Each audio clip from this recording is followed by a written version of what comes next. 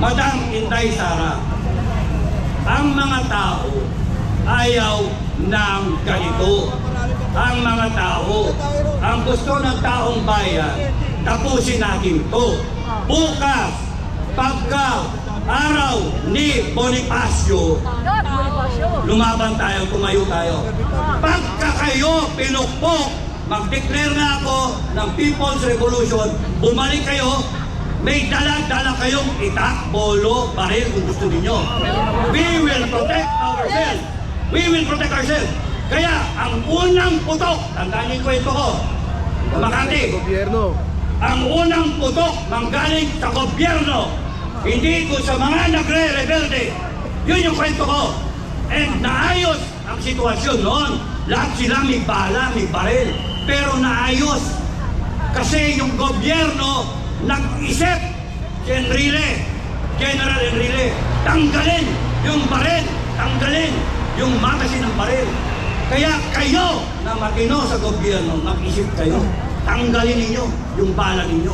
Tanggalin nyo yung isip ninyo na uutusan ninyo na sasaktan yung taong bayan.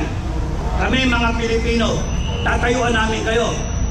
Ang isa pa, gusto kong i-announce na ang KBL under the leadership of Commander Aguila, Rodel Dupaya, aka Commander Aguila from Cagayan, yung organisasyon ng KBL ay kilusan ng mga bagong leader sa Pilipinas mula Luzon, Visayas at Mindanao. They are 20 million. And sinabi sa akin, sabihin sa inyo, natidinig mo ito, Governor. Natidinig mo ito, Commander Aguila. Alam ni Marcos to. Sinasabi nila na sila, they are na-address nila ang kanilang suporta kay Bongbong Marcos. Pang KPL, all 20 million, sabi ni Commander Aguila. So, suporta sila sa FGF, Filipino Guerrilla Forces. Suporta sila sa paninindigan namin. Kaya huwag kayong matatakot. Pag kami nangyari sa inyo, I declare a People's Revolution. Bumalik kayo dito, magkarabas kayo. Bumalik kayo, may kutsilyo, itak, bambo, tubo. Sino tinakot nyo? Takot ba kayo? Uuwi na ako, Kap. Ayaw mo na yan. Nakapatubo ako, Kap.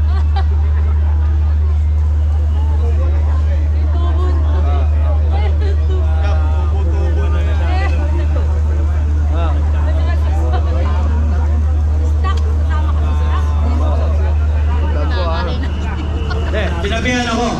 Sinabihan ako, Friday group. Huwag daw ako mag-encourage. But anyway, sinabi ko na yung gusto ko sabihin. Okay? Mag-invite kayo ng mga kababayan. Mag-tipon-tipon dito para magdasal. Okay?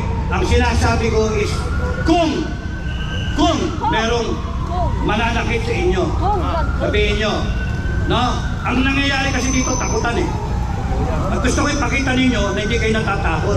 Na nasa tama kayo. Gusto ko ipakita, galit kayo. Para sila mag-react. No? Okay.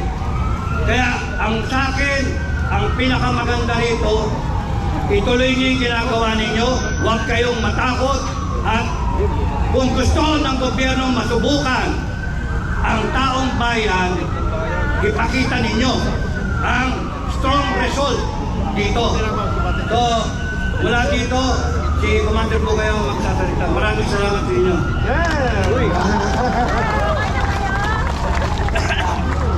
Hello!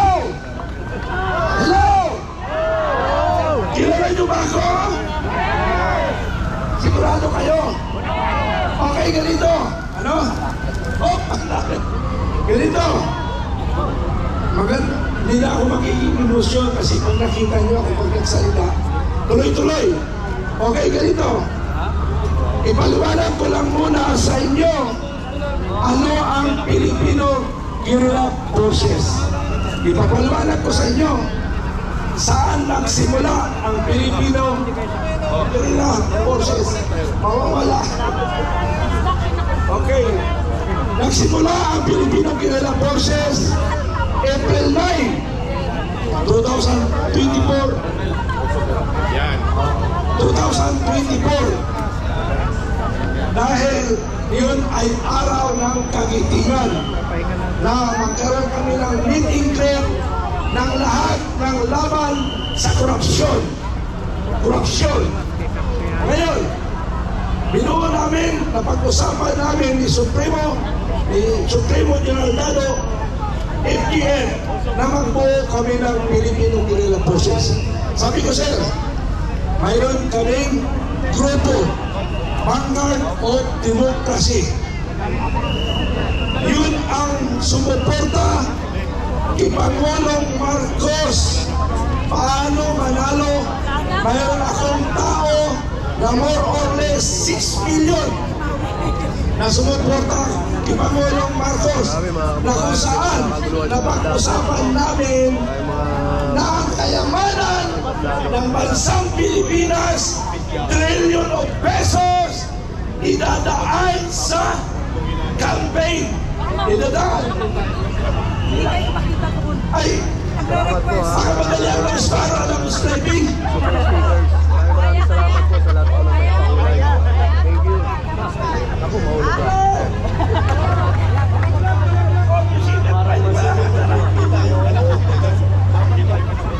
Hindi kasama lang isa.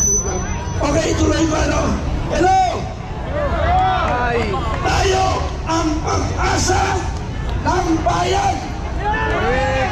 Tayo ang pag-asa ng bayan! Bago ko magpatuloy, kayo ang narito lahat na nagmamahal sa ating bayang Pilipinas. We will declare you a part of Filipino Guerrilla Forces. Pwede ba? Filipino Guerrilla Forces. Lahat tayo ay membro ng Filipino Guerrilla Forces. Bakit namin nabuo ang Filipino Guerrilla Forces? Dahil April 9, walang gobyerno Share nyo na itong live na stream natin. nag-isip protektahan ang Pilipino. Kaya kami ay lumabas ng buo ng samahan para lang protektahan ang inyong pamilya at ang ating barangay. 44,000 barangay nationwide, nasa 30% ko na bilang. Ang region, 100%. Mayroon na ako, commanders. Province, 60% bilang. So, ang purpose niyan, baka sakaling sakupin tayo ng mananakot na sinasabi natin China. So, ang gobyerno natin ay hindi nag-iisip kung ano o mas malakas ang boses na nasa paligid ko, nasa sapawan yung aking tainga. Hindi na ako makapagsalita. Silent lang una.